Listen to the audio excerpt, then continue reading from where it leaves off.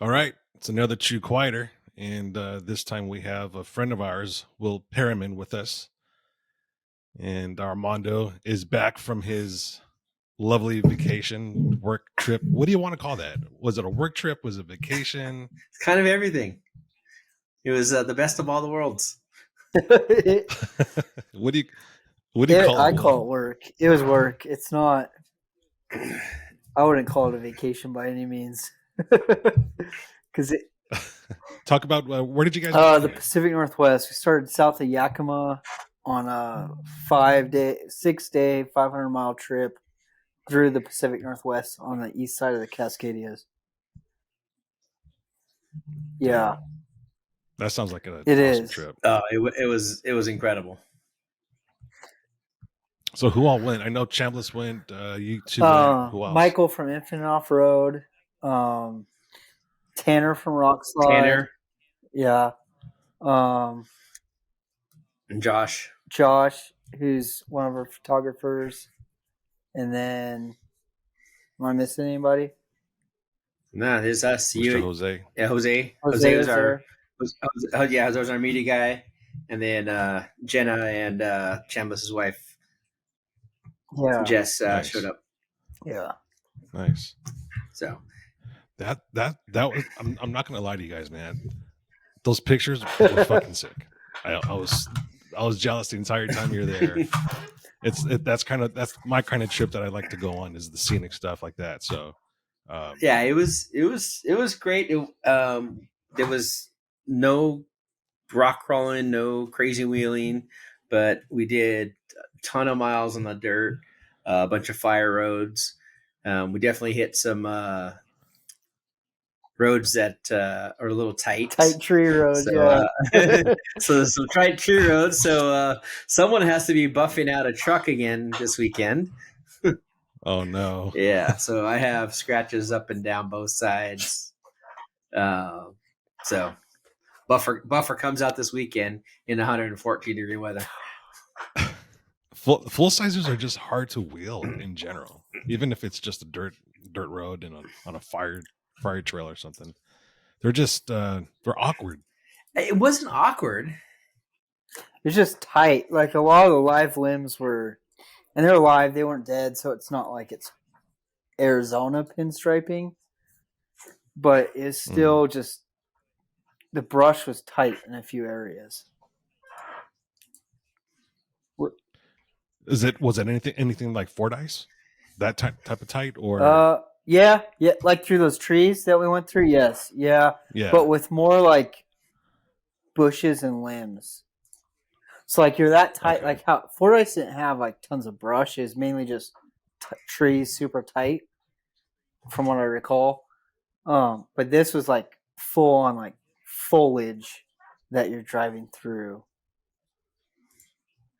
And it was live. It was more green, but there was some dead sticks through there that I have a couple of scratches on the side that are going to take a little more cutting than just buffing. And what's nuts though is like Chambliss's Raptor and my Bronco Raptor are pretty much the same width as the truck, the 3500. Yeah, really.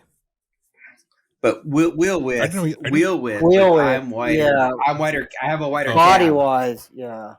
Yeah, body wise, I'm way wider than everybody else.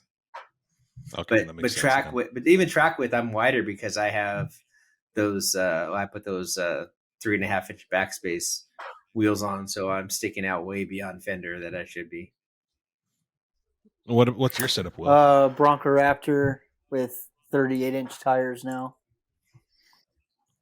How wide? Same width as like a Super Duty or regular Raptor. It's 9 inches wider than a regular Bronco. So like 9 inches wider than the JL. Wow, I didn't think they were that wide. That's crazy. That's why they have those giant fenders, plastic boat fenders on there. Oh, the kiddie pole fenders. Yeah, I mean, I guess you got to do what you got to do, right? They're trying to save their consumer a little bit of money. I But I guess that's where you come in, right, Will? Because you're gonna come out with some Yeah, stuff. well, Hopefully. I'm not doing fenders for the Bronco, but I don't know. It's hard to do when they're lifted. They don't look as bad, but like stock off the showroom, it's like, wow, it's a huge fender. It just looks funny, and then you put the wheels on, or wheels and tires. Yeah, and when you do the wheels, fill tires, out a and little lift bit. and go bigger, it's like, oh, that kind of looks okay. It grows on you for sure. Yeah, I'll tell you what's growing on me is the Bronco.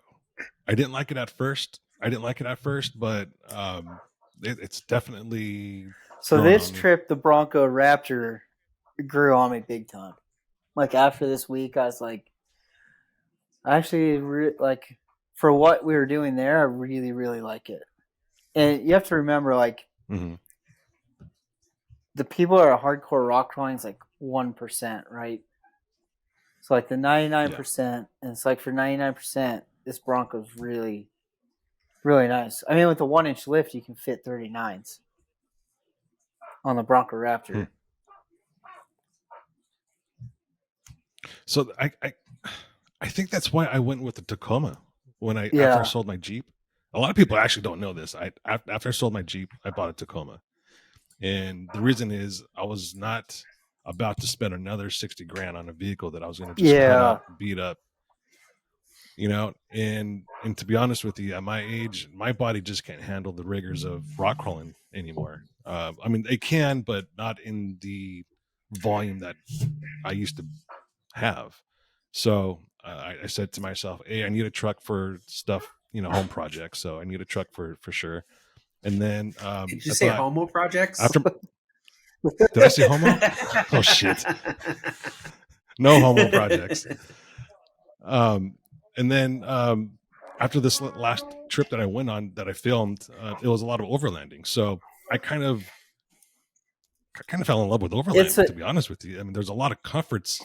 It's I mean, the food you can eat, camping food you can eat is kind of amazing because people get really creative. Your sleeping situation can be anywhere from roughing it to comfortable. The only roughing it that you're really doing is shitting and showering. Which sometimes isn't even that bad with certain products. Yeah. But yeah, the Tacoma is very comfortable.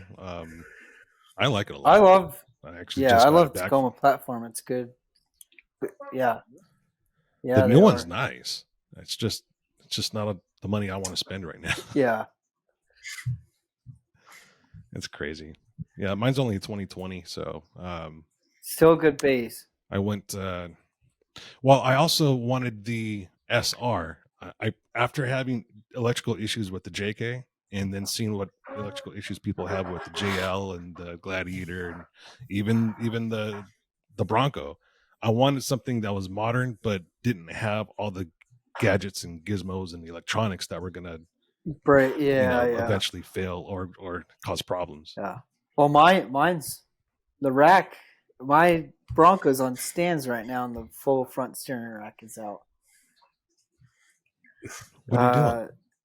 One of the needle bearings that went out, and so I'm replacing that and then changing some bushings.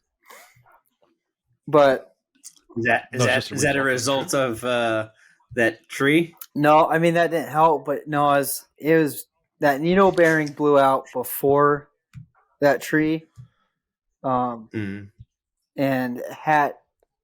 the rack, Quinn's rack from 74 Weld, without that rack, that thing would have been dead that day. But with that rack, it lived. I made it home safe. It was good. The issues I'm dealing with now are stupid. The needle bearing that's going in it is chintzy, and it you can see where the needles pushed out of the casing. Quinn's making a new bronze bushing that goes in there that I'll probably replace later on, but right now I'm just doing that. What sucks about all the computer stuff is there's gears on this computer board that goes in the pinion of the rack. And when you take it apart, you're supposed to keep it all together so those little gears don't turn, because then it reads off center and the rack supposedly, we'll find out when I go back, but when I was pulling it out, I was on the phone with Jenna's brother. I was paying attention, but like this job is really for 2 people, not one. I was pulling the rack out. I slipped. My hand kind of slipped. The pinion rocked one way. The computer went the other way, and the gears turned. And I'm like, oh shit. So it's just that computer stuff. All the new stuff has too many computers. Yeah, and it's frustrating. And if you notice, every new vehicle also has 2 batteries now to run all those computers. It's crazy. But yeah, I mean, it's good to have if you're not depending on something in the moment, because in the moment, if something just goes wrong, you're fucked. I'd rather have that technology in my house. That way I'm not super dependent on it. If something breaks, I can fall back on an analog version of that if I need to. But in a vehicle, and if you're somewhere hundreds of miles away from home, it's just a tough spot to be in. Yeah, it sucks. Like it's like just when I hit that stump, it was hard just to find a place to realign the Bronco real fast. Like I went to we were in one town and they had 3 alignment shops and no one wanted to touch it, so we had to drive. We drive 30 minutes. To another town, to the next town, to the town to go have some guy get it on his rack, and that kind of it put us in town for the day, which I think I needed. I've been driving so much, I was just done with kind of driving for a couple days. So it was nice to not be on the road, getting my ass handed to me on the dirt road and whatever. But no, the guys took real good care of the Jeep or the Bronco, and got it back up and running. And I think finished the rest of the week out. It was good. Yeah, it was awesome because that was a fluke, total fluke accident where it happened. What's your camping situation like, or your sleeping situation like? So I have a CVT tent on the top, and then we use a Climate. It's like a hybrid mattress where it's got air and memory foam. So when we get to camp, we'll pop the tent up, fill up the air mattress with memory foam, and it's like sleeping at home. Yeah. Nice. And it stays cool, it stays cool. And Armando, do you just have that inflatable thing, or did that work out this time? No. So what I did this time, I took out the back seat completely in the Ram. So it's only 62 inches across, and I'm just a little bit taller than 62 inches. So I have to sleep diagonally. So for me to sleep in there the proper way, I have to go in and push the front seats forward and the back seat out, and then I put the mattress in there and go across. So what I did is I bought a 4-inch memory foam pad, and I put that down. And then I had a Climate, the V2, like the double mattress, and dropped that in there, and I slept on that. That was way more comfortable than it was last year. The air mattress was just hit or miss. And then there's last year we had because I had the brackets and the seats in the truck, I moved the mattress to slide it one day to get it in position, and just ripped the whole side of the mattress off and went okay. So it's not sustainable. Well, yeah. So there was one night I slept on just blankets, and I have the Ram has this flat deck across the back, so it was just like this piece of wood basically you're sleeping on with a couple blankets on there. Mm-hmm. So I woke up the next morning, I was like shitting with the whole day.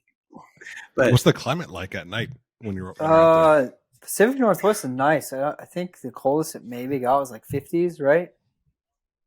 I don't even think it was that cold. I think it might have been mid 60s at night, because it was even one of the nights where it was about 5 o'clock in the morning, and I felt like I had to start it to get the AC going because it was a little warm. Yeah, that one camp spot was hot. Yeah, we had hoodies on every night. It wasn't cold. Colorado was cold. When we did Colorado, that was. There are some nights I woke up. It was 25. Yeah. It was 25, 24 when I woke up in Colorado. But you guys also went later in the season. We didn't try, but we caught fall. Our goal was to catch fall, and we did it. It's just, you know how you live there for so long. the temperature swings at that time are so great. Like it can be like 80 during the day, but then it can get down to like 20 at night, just depending on where you're at. And that the cold caught us a few nights out there. It caught us every night out there. Yeah, almost. That was one morning. It was 28. Yeah, so, it warmed up. It warmed up that day. The cold camping is something that I can't do anymore. The coldest I think we had was around 10 degrees at night, overnight, and I slept with my shoes on, socks on, everything was on. We had a portable heater, and Ryan had to keep changing the bottle on that thing because we would go through maybe almost 3 bottles a night. Oh, geez, for the heater. I think that was what Gerald had a problem with last year. He had that Mr. Propane, the propane buddy, and he had that igloo tent. Yeah, that's what we had. And then he would go through the propane bottle in the middle of the night, and he's like, I wasn't getting enough to change it, so I just froze my nuts off.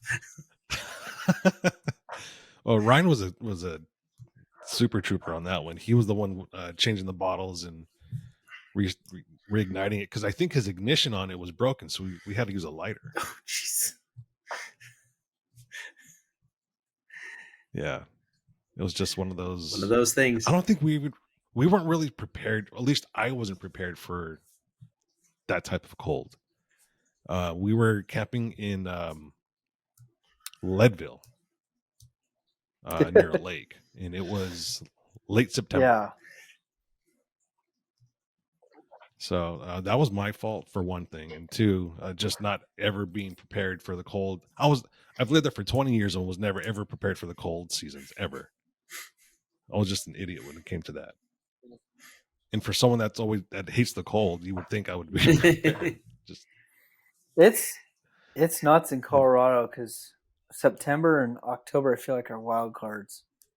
Like the week before we went, temperatures were like good, like it's normal. Fall had started to set in, but when we got there, it was hot when we started in Moab, but then the further we got, it got colder. But then the days it was like t-shirts, and then it had early snow last year, so we had to change route. We couldn't do imaging because it snowed early and it was just too deep. But it was good. See, our route was exactly the opposite of yours. We started in the high country in Colorado and then fell back down to the deserts and finished at Lake Powell. That'd be a sweet route, yeah. So we went from the hot to the cold, from the cold to the hot. Yeah. And that's when the water levels there were super low, like crazy low. I don't forget the name of that huge rock that sticks out, but we're really close to it. That's how low the water level was. It's back to almost normal now, they say. Another 2 good winters and everything should be good, but we'll see what happens. They still have snowpack in California? We still have snowpack here. Mm-hmm. Like you look up in the mountains and they're still capped. So wow. I mean, we crossed snow in this Pacific. We saw snow. Yeah. One of the peaks, really? and we didn't get super high elevation. I think the highest we got was like 5,800 feet. Yeah, that last day we hit 8,000 when we went and did that stuff. But we weren't ever at super high elevation like Colorado. Like we went to 13,000 plus in Colorado, going to the peaks, but we never really stayed anywhere above 5,000 for a long time this trip. And we came around a corner and I was like, there's freaking snow here. Like, this is really weird. It seems that there would be not snow because it's 95 degrees out here or 90 degrees out here. No, it might have been 80 up there. It was like 95 in Yakima during the day, but up there at Rainier in the park, it was, I believe, about 75, 80. So we keep talking about this trip you guys have been on, but we haven't discussed the name of it, what it's about, or anything. So we'll take over on that subject. So what it is it's the Elevate experience, and it's basically a 5 to 6 day overland trip where we shoot media and capture media and plan a whole trip out of it. So Like this year, we started south of Yakima, is basically 20 miles from the border of Canada at Lake Diablo. Last year, we did Colorado, where we went from Moab to Glenwood Springs for much off-road, and we just do a trip out of it, shoot a bunch of media for companies, and then the byproduct is the film release at the end of it. There's a lot of media you don't see that we hand over to the companies that they use. Oh, okay. Do you have a projected date right now for the release of this one? September, probably. Okay. And the last one just came out 2 months ago. All right. Talk about that one a little bit. The production side of it. Or if you remember, I know. Yeah, so production side of it. One of the main, so there's a trip we were on, and one of the things that did it for me for rock crawling was being on a trail for 14 hours. And it's like, why are we doing this? Like, what was the point of that? Like, I think you know what trip I'm talking about, but it's like, what was the point of this today? Like, nothing ended well for the majority of people on that trail, and it ruined the trip for a few people were like, man, this just, it sucked. So it's like, why? So like, not that had anything to do with this, but it's just like in the back of my mind, like, why am I sitting on a trail for 13 hours? In 13 hours, I can see amazing country. And yeah, there's some light 4-wheel driving. It's not technical, but you can have more of an experience. Like, I had a good experience that day, but that it was just like, we could do a lot more, and what's that? I was going to say it's almost like you have a successful day, but you feel defeat because it was so long and it didn't go as planned. Even everyone was safe though. Everyone got off the trail, but you still have that feeling of fuck. Yeah, and like I don't regret anything. It was an amazing day, and I met amazing people. It was just that, like, it brings your mood down. You're like, shit, man, that was a really hard day. And it's like, if we had 13 hours and we could see, like, the whole Alpine loop without issues, like, let's do that. Like, yeah. So, and that was just something internal for me. That had nothing to do with anything else. It was just like, why? Like, do I really want to spend 13 hours on this crazy trail, No, I've had that same thought process too, many times. I mean, there's been times where we were filming Kingdom Crawl and we'd be stuck on the trail. The first season, stuck with Chris Meehan on the trail all night. That happened twice, and then second season that happened also. It's just, it gets old, rough.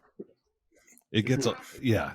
It's rough, and the worst part is you're not prepared for any of this. At least, like, we're going out there and we're taking stuff. So there's food with you, there's water with you, there's you're packing tools, but you pack tools on a regular trail ride. But and then if we don't make it to our destination, we stop and we find another place, and we already have our beds there and we sleep. Yeah, you're ready to go. You have a better it's the experience and the light, like, it's a better experience, and you get to connect more, experience more, see more, and just really enjoy a trip, Matt Loxley and I have an inside joke about wheeling, rock crawling specifically, and anytime something would happen, we just look at each other and say, "Stupid fucking hobby." This is a stupid fucking hobby. And we say that tongue in cheek. Obviously we love it. Obviously we've had fun doing it. We still have fun doing it. It's just in that moment, embracing the suck. Yeah, it really does. Sucks. Like, and I still love to wheel. Like, I want to go back to Fordyce and wheel Fordyce, and there's lots of places I want to do some hard wheeling. It's just, That's not. There's so many beautiful. It has to be Yeah. There's so many beautiful places in the country that we can go. Like we went on trails and saw views of things that not very many people ever get to see. And Moab, you have some of the epic spots where you go out and you see those spots where most people can't see. But I feel even in Moab, the ones that you drive out, when we went at EJS, that one trail we went out with the Broncos. Well, oh yeah, that peak, like yeah, like out. We didn't take the pickle. We took the bypass, and we got this freaking scenic overlook, and we had a great freaking view. It was a great day, and we were backing at the diner by 1:00. Yeah. And we saw such a great view in a different area that I don't think I'd ever been back there, or I can't remember being back there and seeing that view. And it wasn't a hard trail at all. It was just wheeling. We had Will and Jenna the Bronco Raptor, and I was with G and JP's Red Bronco, and we just went and did what we need to do. Yeah, and one of the main things about Elevated is to inspire people to get out of that, just go out and explore. There's more to see. Like, it's not just like, hey, go hit these few trails. It's like, go out, look for that road that probably people haven't taken to see that scenery that's there. You know. Yeah, even a 2-3 day trail where you stop, you camp, and you go. And I think one of the things that even Jose filmed with me was the truck and my setup. Yeah, like everyone else has rooftop tents, and Josh has a whole freaking back. In the back of Josh's Jeep opens up, and there's a freaking kitchen in there. And then Will's got all his hole in the back, and then Chambas kind of was on a tent this trip, but last time he had rooftop tent and all that. Michael had his trailer, and then all of his setup in there, and I'm just in my truck, like pack muling in there, and I have an ice chest and a $40 memory foam, and I'm out here exploring with these guys, and it's. Yeah, I could go buy a rooftop tent, but I'm gonna put it on once a year when I go do this, and then what am I gonna do with it? I'm not gonna be one of those guys that drives with it every day to go to the Walmart. Yeah, and I think that's what my plan is going to be when I do take my truck out more. Is I'm just going to set up a hammock system. I sleep great in hammocks. I sleep better under the stars too. So I think that's going to be what I'm going to do eventually. That's one of the things we wanted to show too, is like, you don't have to have the full setup. Like, because I think a lot of movies and videos on YouTube show like fully, like these $200,000 rigs, you know, with all the accessories. It's like, you don't necessarily need that. You can grab your tent, you can grab your truck, you can go see these beautiful places that your wife and kids will enjoy on this trip. Like, you know, sitting on Pritchett for 13 hours, your wife and kids freaking hate that. Like, they don't want to be there. Yeah. They want to go see stuff. So this is something you can do with your wife and kids. There's different ways to do it. You don't have to have a rooftop tent. You can have a regular tent. You can have a hammock. You can just get out and see what the world has to offer. That's the great thing about off-roading, is there's between the different genres of it. You have almost everything. If you, I mean, you can have a purposely built vehicle for everything, or you can have a purposely built rig for just one thing, and then have this other vehicle for this other thing. And that other thing doesn't require you to have $30,000 of fucking upgrades. Yeah, and it's, you know, like your Tacoma, you can go do the trip we did, no problem. Yeah, there was nothing treacherous on what we did. We could have taken a stock Tacoma, stock JK, stock JL, stock Bronco. We probably could have taken a stock Subaru. Yeah. Out there was nothing that was at all an issue for any of those vehicles. I mean, even the Colorado trip, I think maybe not the last. I mean, probably the last day you could probably get through, but I'm pretty sure like a Subaru could have done the route we did. Yeah, Mhm. yeah, yeah. Even Colorado. The worst was that day, the last day in Colorado. But it was only bad for us that were super wet. Yeah, I'm pretty sure I could drive a Subaru down that trail and not have issues. Yeah, Yeah, What Schofield what trail Pass. is that? Oh, okay. Like, there's nothing. and the nice there's nothing treacherous. There was like a little No. bit where it's like there's a cross and you go down a little wash area, but it's all downhill. You're not climbing anything, so you're not going to leave lockers or anything. You're just getting in the right position and roll down. Yeah. So my problem was I'm sitting there with wheels off the ground, wheels off the side of the road, and See, if rock crawling offered more of rock crawling plus scenery, I think there would be far more people that would be doing it. But because a lot of areas where the rock crawling is, it's in valleys, it's in gulches, it's in, tight spots, it's in um, areas that just don't have that scenery. It just doesn't have that same appeal as something that has that scenery, because main reason why we go out and do these things is to get Yeah, out and see and view different things that are not inner city. yep. So if there was more trails, and I say that, knowing that we can't make trails like that, but if there was more trails like that, I think there would be more people. I think you would see a vehicle purposely built that is kind of like a hybrid 30s on 37s, maybe a Ford 9 or something like that, and then be equipped with yeah, camping equipment, and it crosses over. You're not having a rooftop tent that's going to make you top heavy, because damn well that if you're climbing on rocks and you're just a little bit pitched, yeah. guess You're what? going over. Yeah, Yeah, it's just too bad that we don't have something like that. And don't get me wrong, there are trails like that, but they're just yeah. not enough.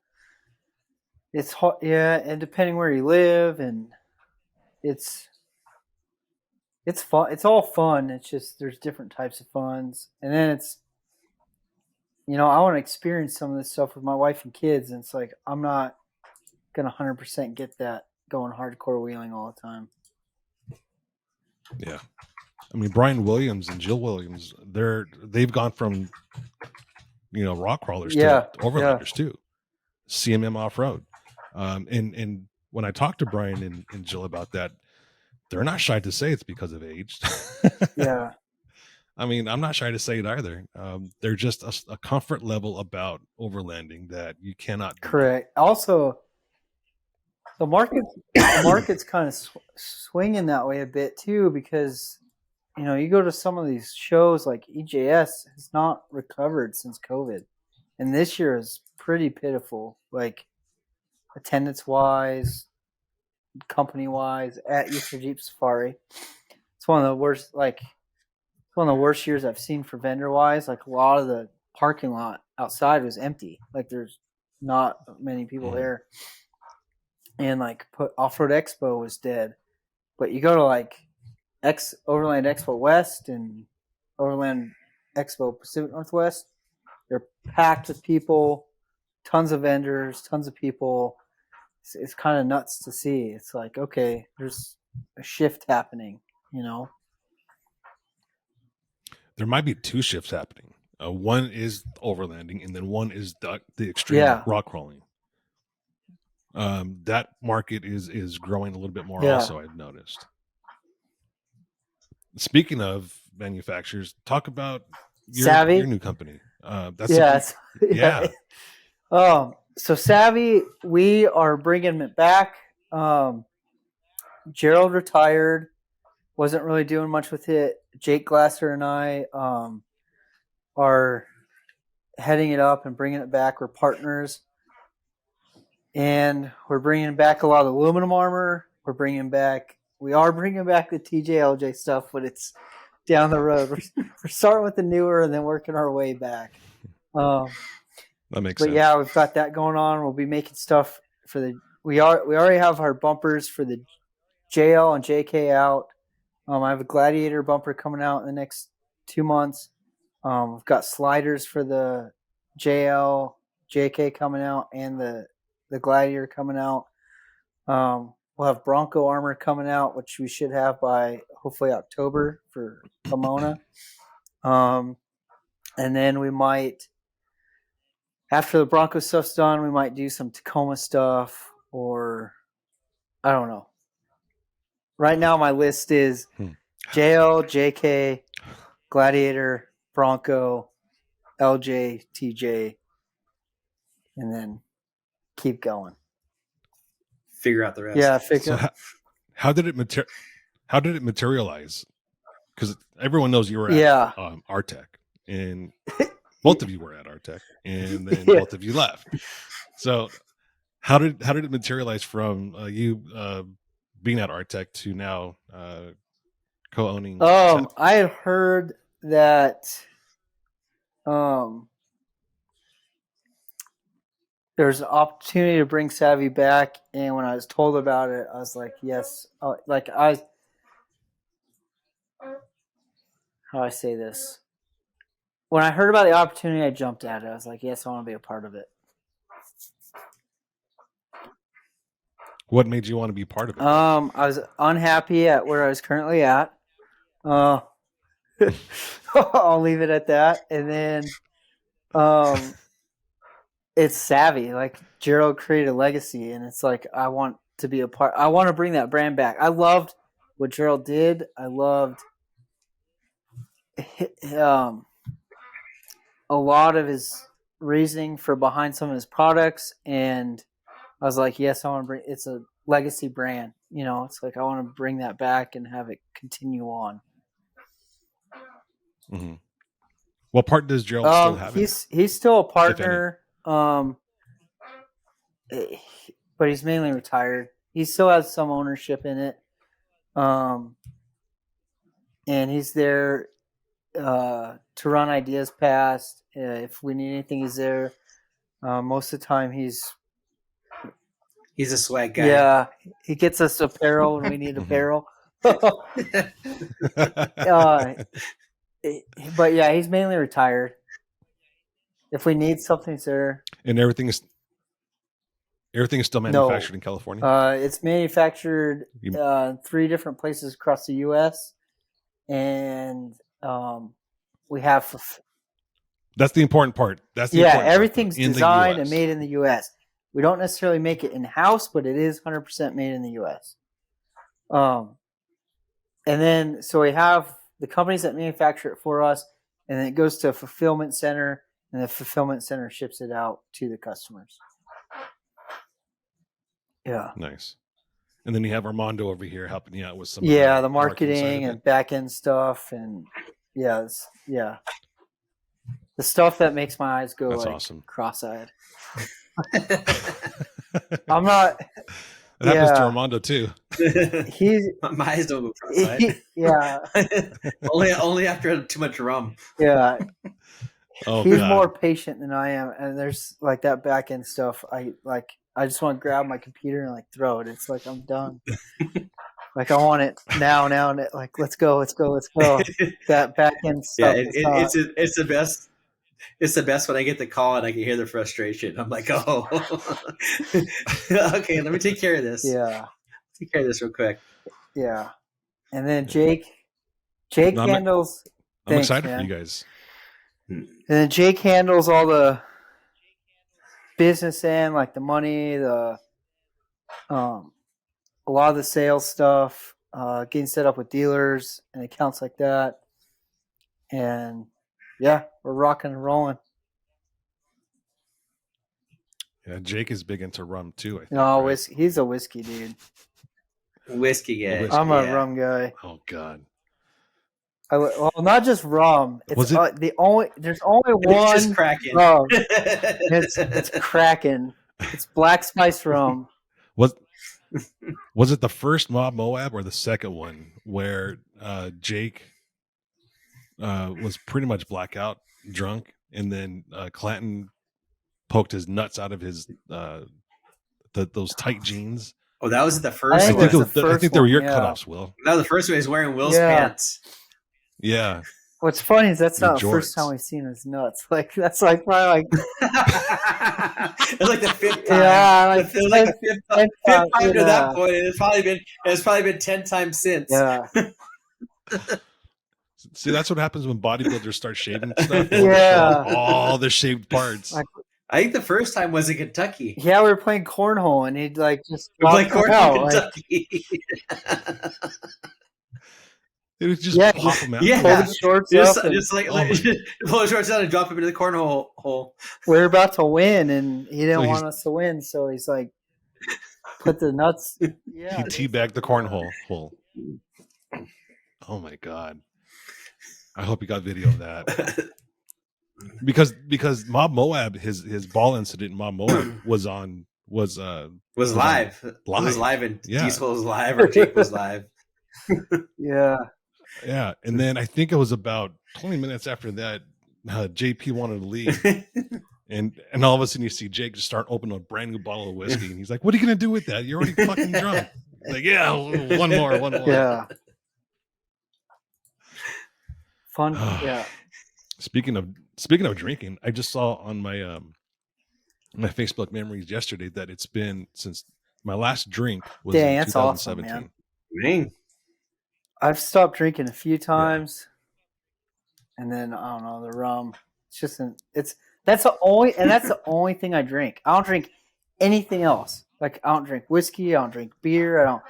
But like rum and Coke, Kraken and Coke is like it's like if I know that's there, it's like crap. I want it. I used to drink everything, Hennessy, different assortments of vodka. I never drank. I stopped drinking tequila after one time I got blackout drunk. I won't tell the story about that because I found out my mom listens to the show. So I'll just say that I missed the car show that I was supposed to be at the next day, and I woke up next to a bunch of naked people, and I don't remember how I got there. Do you know who the naked people were? Yes. Yeah, I've never. Yes. Is that a good thing or a bad thing? I'm sure it was a good time. I just don't remember the good time. I don't remember the full details of who I had the good times with. I mean, there were some spots where I remember things, but yeah, tequila, I stopped drinking that shit a long time ago. Yeah, I can't even smell it. I can't even smell it. No. Like someone had it and I smelled it and was like, Yes. I can't. That and Fireball. I can't smell Fireball either. I can smell Fireball. I just can't drink it. It smells like a Christmas nightmare. It's like it smells like those pine cones when in front of Christmas, and like at Christmas time, they're in those little bags in front of the store, and I walk by, I'm like, "What's that stench?" It's like over potpourri. Yeah. Yes, exactly. I don't touch that stuff.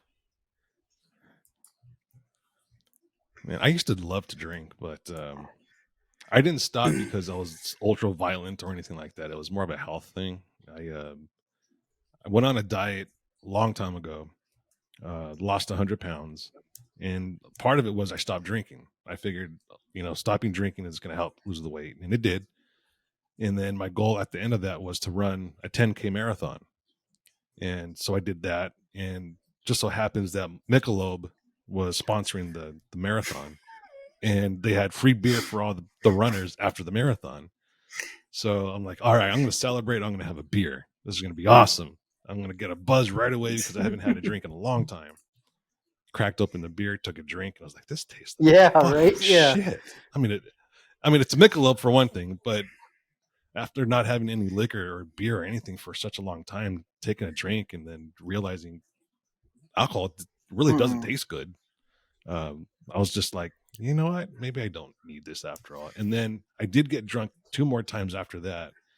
And my insides were hurting. And I couldn't have found out that I developed allergy to alcohol. And it's nuts. It's really not good. Yeah. Like alcohol's really not good for you. Any alcohol. Like it's just not, it's a poison that at the end of the day, you're drinking poison. It's fun to drink sometimes, but you feel way better when you don't drink the stuff. Even when it's like you're not getting drunk, you just have a drink, and the next day it's like, oh, I can feel the effects of that. Yeah. Don't know why I started drinking. I think it was just to kind of fit in and be with the cool kids type situation. And then it kind of morphed into I like being drunk. And I hated drinking, but I loved being drunk. So I would just pound beers so quick so I can hurry up and get to that drunk level. Same thing with vodka or anything else. It just I would rapidly drink because I didn't like the taste. And I would rapidly drink so that way I can hurry up and get drunk. And I think that's how some of the fights started that I got into. Yeah. Oh wow. Oh, all that money gone. Yeah, that's for, the other thing. for It's not cheap either. Like, but yeah, my weakness is the Mexican Coke and the Kraken rum. Dude, Mexican Coke, Mexican Fanta. Because Why it's is it made so with real good? cane sugar, not all the. Like, if you look at labels, there's so much shit in the American Coke that is not legal in Mexico, like for the Mexican Coke.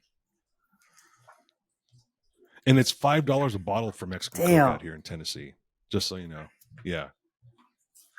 Well, rounding up, it's $4.29. I need to start doing runs from here to there and reselling it. A little Smokey and the Bandit. I'm smuggling Mexican Coke from Utah to Tennessee. Like, that's stop at the Choke and Puke and fill up. And God, because I could buy it at Costco here, where it's like $32 for 24-pack. Come there, turn around, sell it, making some dough.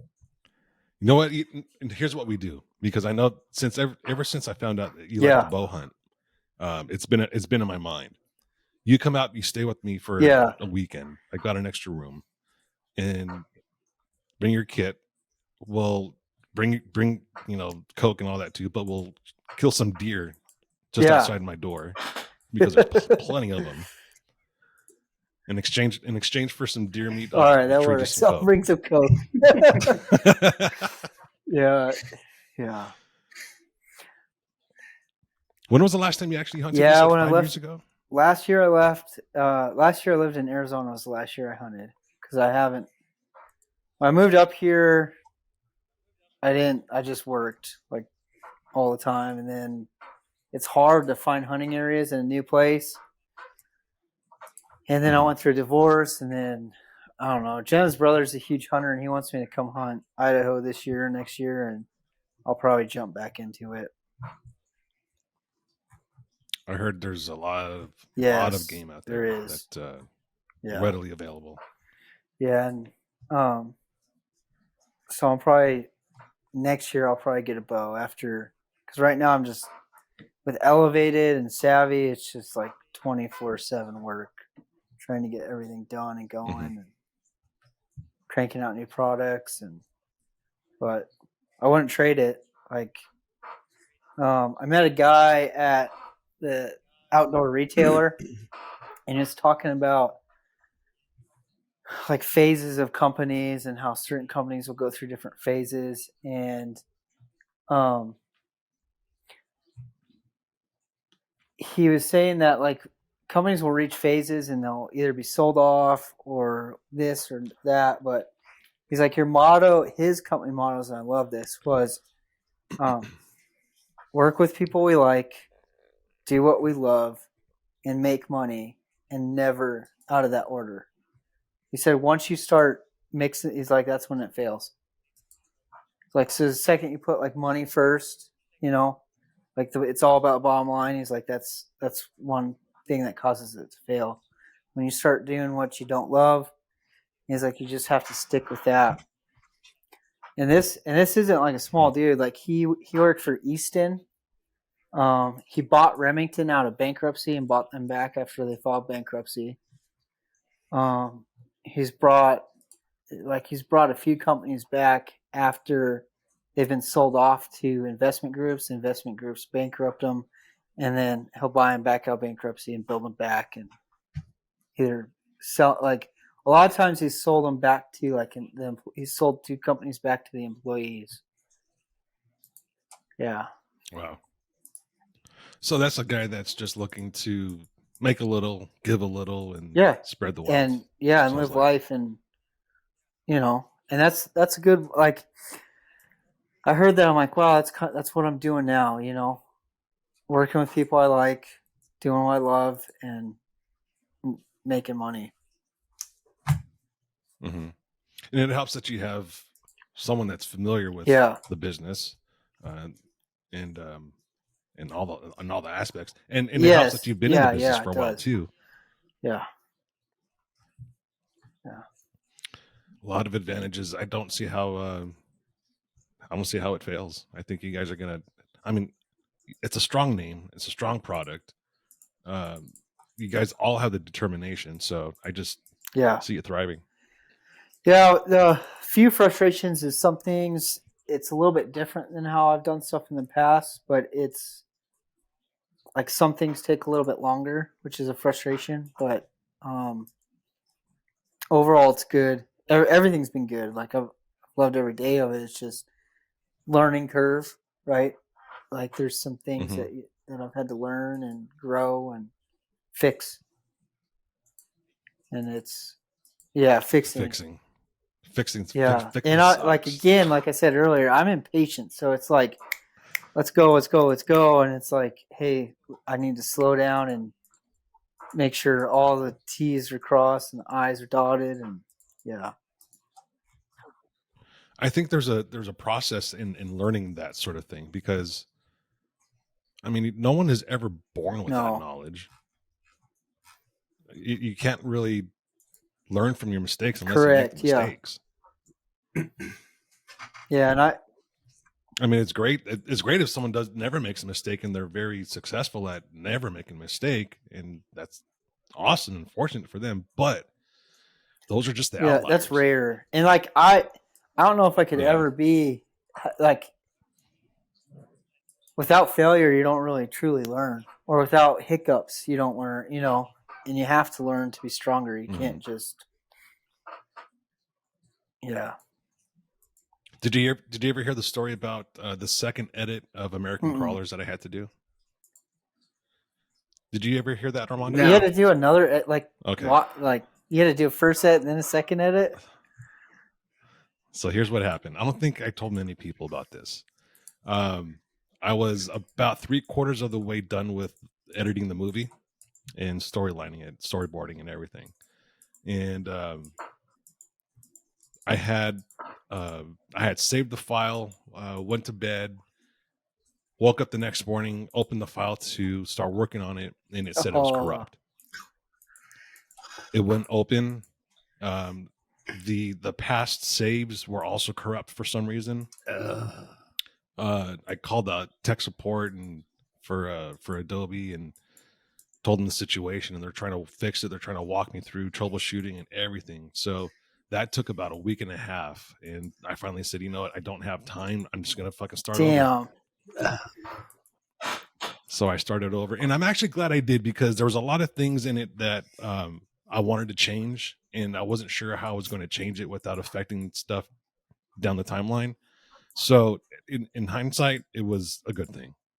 But at the time, it was so stressful. It's brutal to go through that. And what I actually learned was Adobe still has an issue, I think, that if you're working on a project and they have an update, you should not update the program if you're in the middle of a project.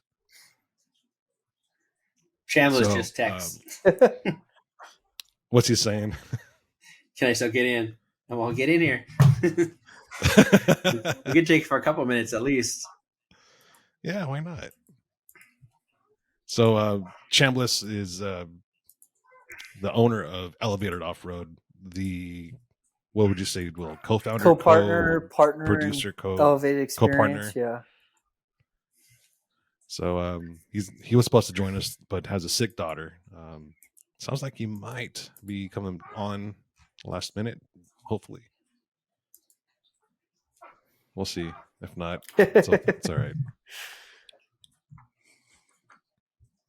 It'd be nice to talk to Chambliss. I haven't talked to him in a while. Last time I talked to him, actually, I took my truck to him to get a quote to get some work done on it, and I ended up buying a fence for my house instead. That's a good purchase.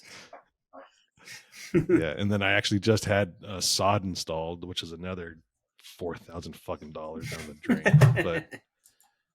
But it's worth it because it was all dirt before, and I have a dog and didn't want the dog to track in mud, so had to put grass. Well, here, this will make you feel better about your purchase. So if those two gears and that rack don't, if it goes back together and it doesn't work, it's not going to work. So I have to buy a whole new rack, which is like $2,400, just to pull out that pinion and that computer so it stays synced, so I can put it back in. Yeah. So next time you do it, just don't do it. Just take it somewhere. It's just do it with somebody. Like here's what I learned. Don't be on the phone with your brother-in-law. Have an extra set of hands. Don't do it yourself. Like, yeah, I did mistakes. Yeah, with my 6-year-old asking me a bunch of stuff while I'm on the phone, while I'm pulling apart the rack. Yeah. It's yeah.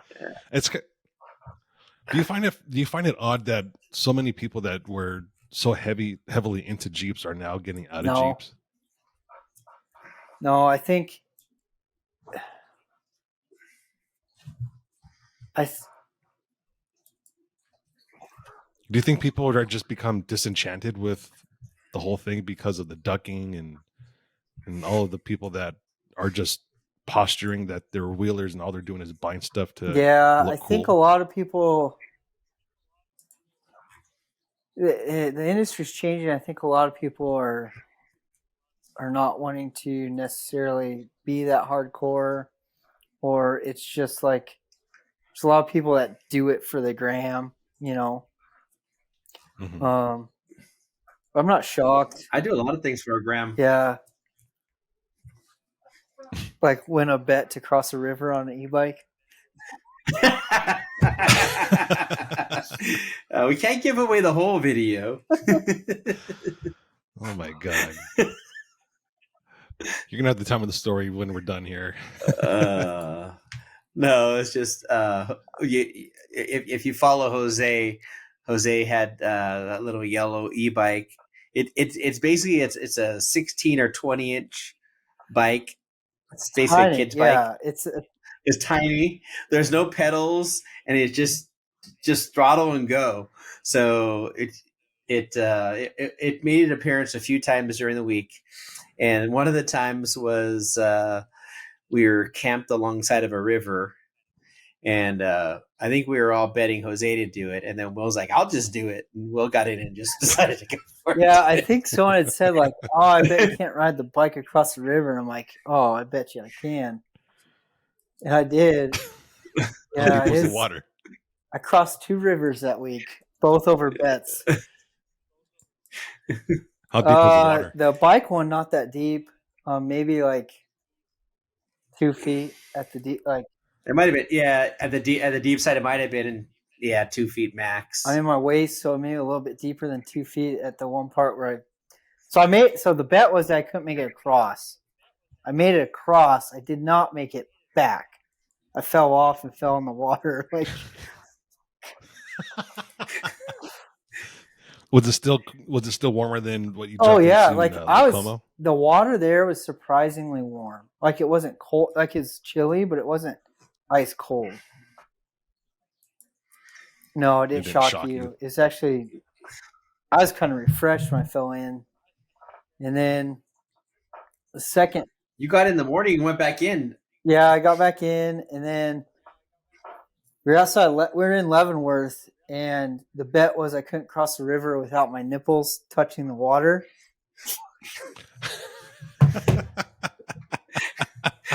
Like, and I don't even think this is on video, so we're not ruining it. It's just cell phone pictures and stuff. But the bet was I couldn't cross the huge river in Leavenworth without my nipples.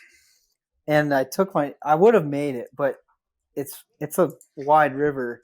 I start walking and I'm barefoot and my feet, like the rocks, they look smooth, but when you're like halfway across the river, it's like walking on hot coals. You're like, oh my gosh, my feet are killing me. And they're slick too, so you're slipping and sliding into the like gravelish hard sand below. And I got across and it was like kind of right below my nipples. And I'm like, oh man, and I'm going slow because my feet are killing me. And I take one step and I slip and I fell in the water like up to my neck. And I was like, dang it, lost the bet. And I get across. And I'm like, shit, now I got to back across. And I was standing on the bank and this lady who watched me come across. And she's like, hey, it's a lot shallower if you go like up the bank a little bit. So I like walk up the bank and then recross, and it, I should have scoped out the river crossing before I went across. I could win that bet too, but didn't happen. Next time. Next river. There's a lot of water stuff this. So do you think? Year. Back to the loss of interest in Jeeps and stuff. Do you think that ever makes a recovery? I think so. Like 2 of our daughters love Jeeps and want to build some Jeeps to go for wheeling. So I don't think it's lost. It's just different. Yeah, it's different. It's definitely different. And I think we've seen this shift coming. When the JL came, remember, even at Artec, our philosophy changed when the JL was coming out, because we had been pursuing products for the hardcore side. And we had the pending JL. The JL release was coming, and we were sitting there waiting. Okay, it's going to come. We got to jump on it. We got to jump on it. And we were in a meeting, and it was just like, okay, it's going to be the kindler, gentler Artec. And we're going to create products that are more bolt-on, that are going to be able to be sold to dealerships. So instead of catering to the 2% of the builders, we wanted to cater to 100%. So, and I think a lot more companies have changed that. So not just having complete hardcore products, they're creating products for every Jeeper. So that changes who you're bringing in as customers, who's out on trails, who's really pushing product marketing, design, and engineering.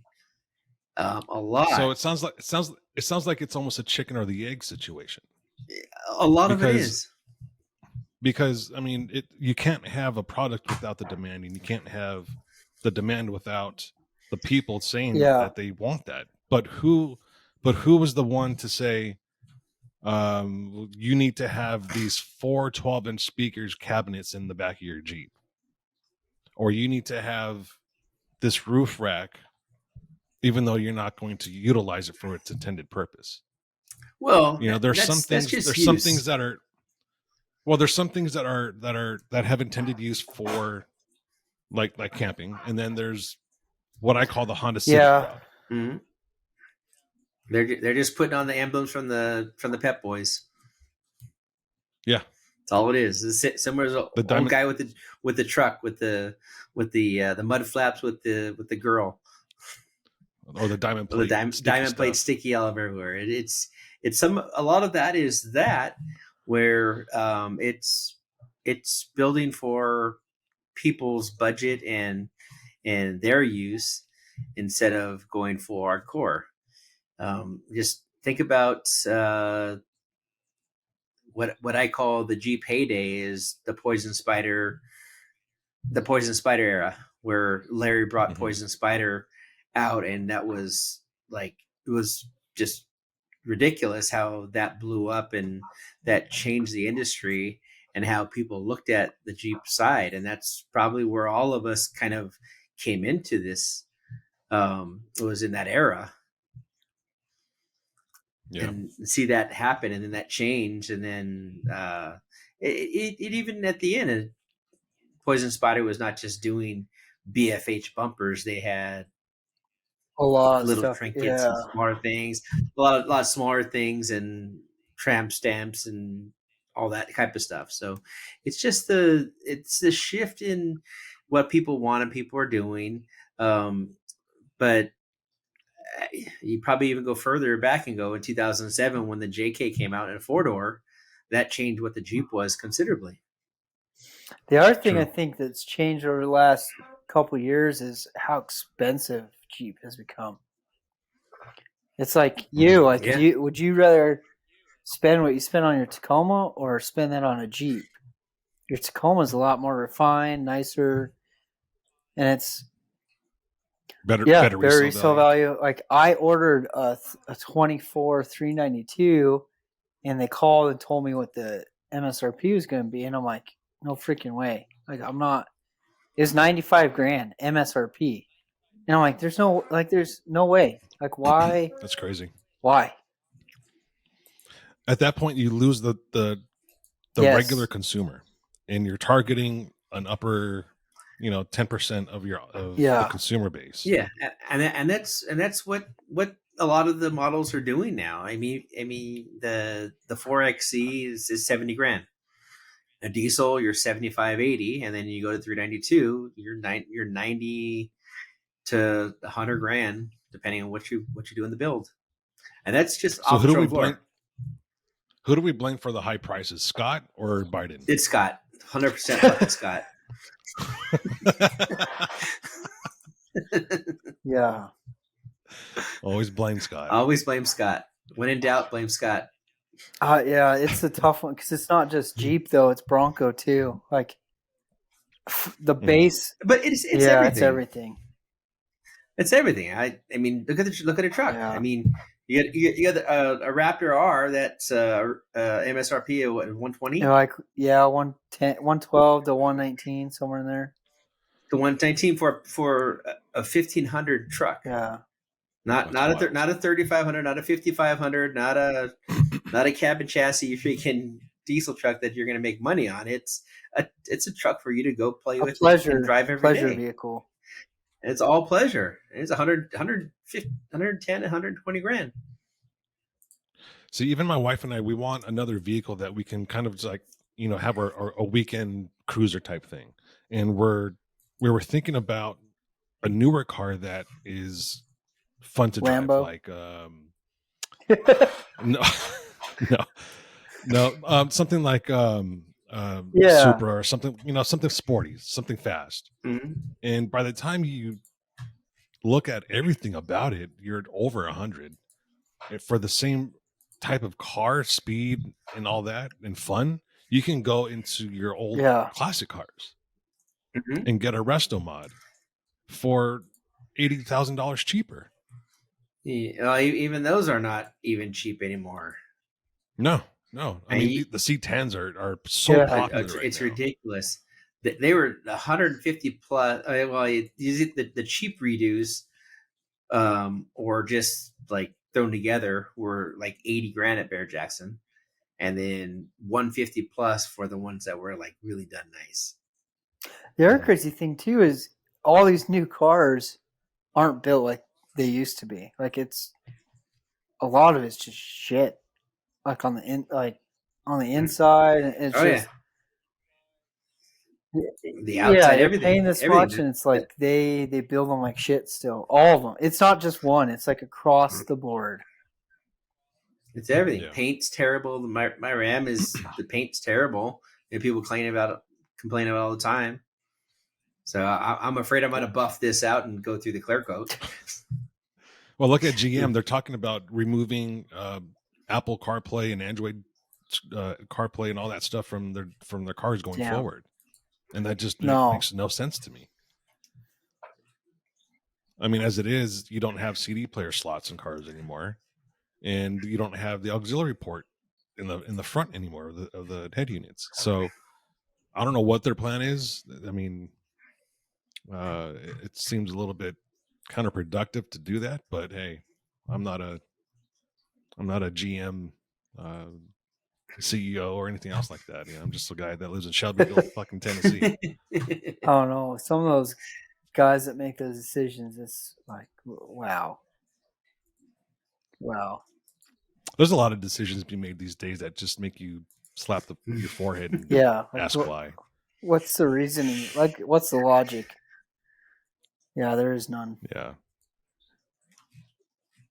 I think a lot of it has to do with appeasing working for that money. That they put the money out of order, right? It's like, let's please the shareholders. Yeah. There you go. Yeah. It's all it's about. Yeah. In fact, I actually got an email from work not long ago about a fireside chat with our CEO of the company. And there was a follow-up email that had the transcript of the chat. And the headline was making the shareholders happy. There was no mention about making the employees happy or anything. Yeah. Employees don't matter. Or making the best product, or making customer service the best, or it's we got, know. Yeah. Everything's changing right now, and it's kind of falling apart while people think it's improving, and I don't see any improvement. It's a step backward to take 2 steps forward type thing, and I see 5 steps back and no steps forward. Yep. Yeah. But that's just me. Yeah, it's been the last year's kind of, I've gone out and experienced a lot of different stuff this past year, like going to Outdoor Retailer, and it's crazy to see some of the stuff that's happening and decisions you hear about companies making and why they're doing it, and stuff like, wow. Like, I mean, they just had to pass something to take away the wokeness from the military. Yeah. I mean, that's how fucked up shit is. Yeah. And you get huge corporations that are like, oh, we got to do this. It's like, in what world is that good? But they make it, and it's like, I got to watch 2 companies make some decisions. And then it's like, they come back from it and they're like, oh, we internally, it's like, oh, we fucked up. We're going back to what we should have done. But it's like, why would you? Yeah, everything's backwards right now. Even Jason Aldean is catching it with his new song. What's it called? Don't do that come do that in a small town. They're saying it's racist, and I'm like, okay, I doubt it's racist, so I'm going to listen to this. I did not hear one racist thing in that song at all. All he's saying is, you know what? Stop with the bullshit. You think you're tough doing it in a big city where big cities are faltering because of democratic law? Come to the small town where it's a Republican rule. Yeah. Come to the small town where people are sick of your bullshit and see what happens. Fuck around and find out. Yeah. That's what he's saying. Because everyone's sick and tired of your bullshit. Nuts. Like, even where we were this past week, like Portland and some of the other stories we've heard of, like Walmart pulling out Portland, right? And they're like, oh, good, get out of here, right? But then REI is like, we're leaving too because everybody's stealing our shit because it's legal. And what's some of the crazy laws in Oregon, I had to shake my head at, because it's like, it's legal to do meth or crack in the parking lot, but you can't walk out of the store with a beer. Like, how is this? Let me get this straight. I can cross this imaginary line with a beer and I can get in trouble because it's after a certain time. But a guy can sit there and do meth or crack and it's 100% legal. Like, where's the logic behind that? Yeah. Yeah. It's California, you shit in the street. Shit in the street in California. I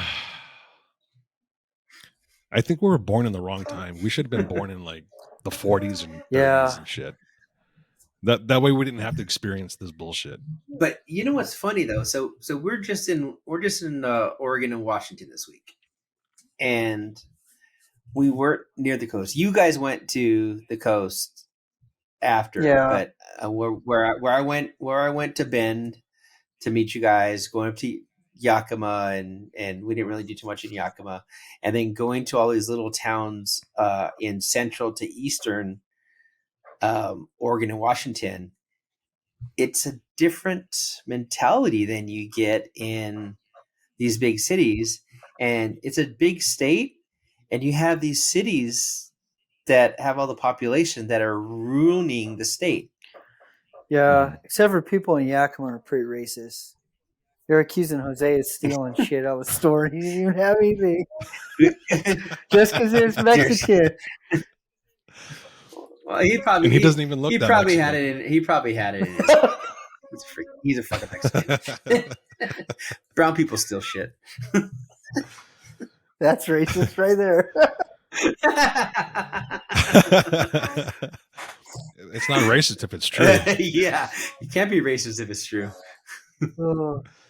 I saw a picture that you guys strapped into the back of a truck as he was filming. I was like, oh, I know how that feels to just be strapped to something and start, someone put a camera in your hand and you need to go.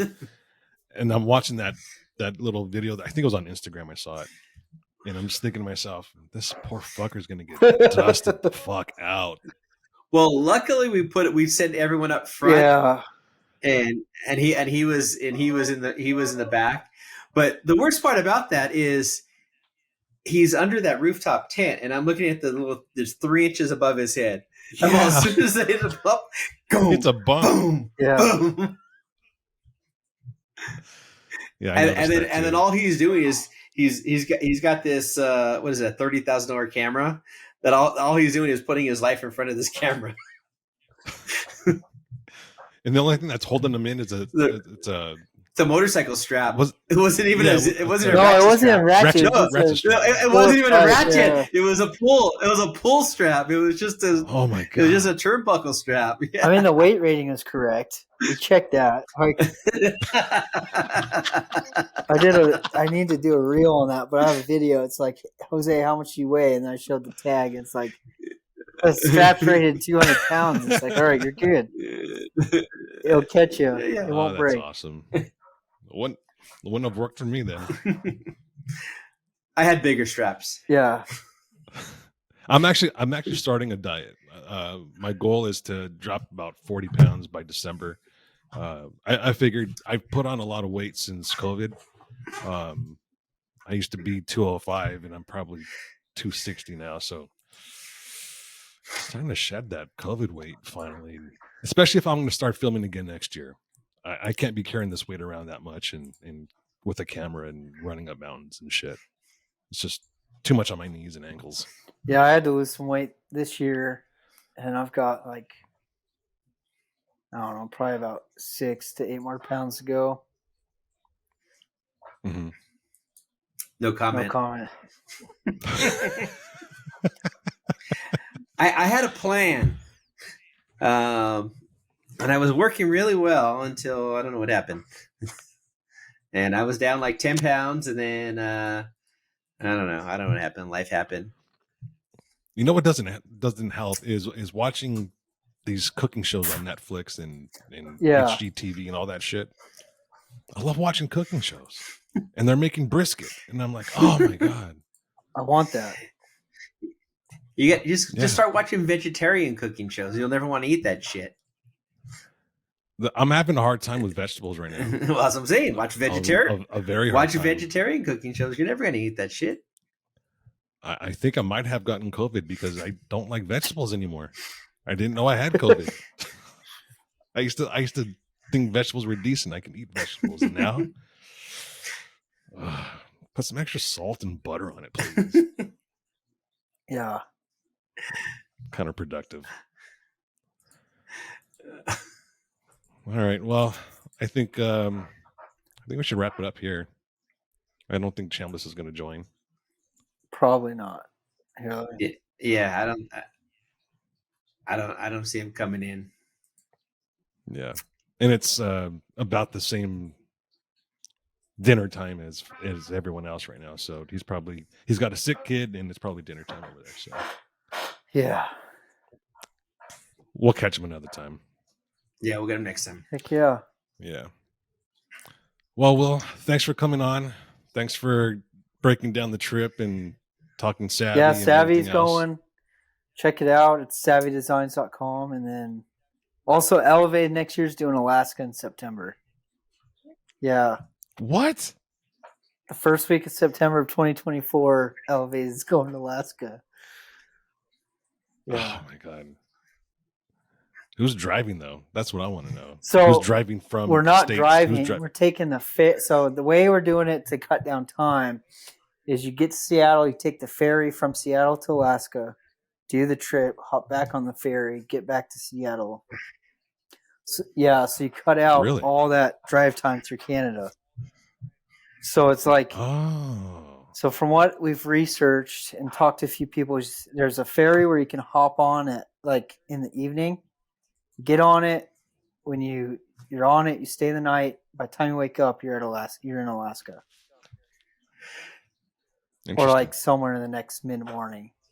You hop off the ferry, and then you're like, boom, driving, doing the trip, and then we'll get back, hop on the ferry, and come back. That saves you like shit what, on 2 or each 3 way, days? yeah. Yeah, because that drive through Canada is brutal. It's a long drive. So that would be hard for a lot of people. So we're cutting that out, doing the ferry, doing Alaska, coming back, and it cuts out a lot of that drive time. It'll save whatever that ferry cost is going to save probably twice as much as gas. Ferries, when we looked, it's like $220 for the trip there, and then that's nothing. Yeah, we're looking to it, and like you can do room upgrades and stuff like that, but it cuts out a lot of that drive time. But yeah, Alaska 2024. Well, I'm gonna have to keep that in mind. Yeah, it's gonna be pretty crazy. Well, if you need an extra camera guy we will. Let me know. Because I've never been to Alaska, and that sounds like fun. I'm excited. I haven't been to Alaska either, and I heard the mosquitoes are out of control. Yeah, one of the reasons we chose September is because by then the river crossings are a lot lower because you're rolling into fall, and by then not all the bugs have died, but a lot of the bugs, like the busy season of bugs, has died down. Mm-hmm. So we're working with the tourism board and some other people, and it's like from the sound of it, first week of September is like a money week and good to go. Yeah. Nice. Well, good luck planning that, and again, I'm available. Armando, welcome back, sir. Thank you. Missed you. Diesel did a good job. Thank you, Diesel, for filling in for me. So, cool. All right, guys. Until next time, we'll talk to you later. Have a good one.